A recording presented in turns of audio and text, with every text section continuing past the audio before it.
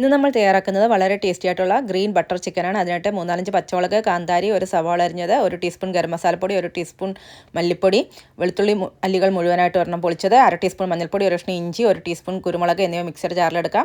2 തണ്ട് പുതിന, 1 പിടി മല്ലിയില എന്നിവ ചേർത്ത് ക്രഷ് ചെയ്ത് നമുക്ക് കുക്കറിലേക്ക് മാറ്റാം. 1/4 കപ്പ് വെള്ളം ചേർത്ത് കൊടുക്കാം.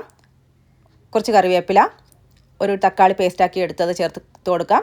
2 സവാള ഫ്രൈ ചെയ്ത് ചേർത്ത് കൊടുക്കാം. 2 സവാള ചെറുതായിട്ട് അരിഞ്ഞത്, 1/4 cup sunflower oil, 3 table spoon vinegar, 100 gram butter, ആവശ്യത്തിന് ഉപ്പ് എന്നിവ ചേർത്ത് നന്നായി ഇളക്കി വെപ്പിച്ച് മൂടി വെച്ച് നമുക്ക് അരപ്പ് നല്ലതുപോലെ വാട്ടിയെടുക്കാം.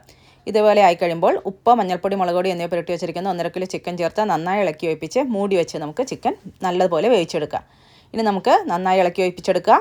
തീ ഓഫ് ചെയ്യുക. അതിലേക്ക് നമുക്ക് തിക്കായിട്ടുള്ള 1/2 കപ്പ് പാല് ചേർത്ത് കൊടുക്കാം. 3-4 ഇഞ്ച് പച്ചമുളക് അരിഞ്ഞത് ചേർത്ത് ഇളക്കി വെപ്പിച്ച് നമുക്ക് കറി സെർവ് ചെയ്യാം. അപ്പോൾ എല്ലാവരും ഇതൊന്ന് ട്രൈ ചെയ്ത് നോക്കുക.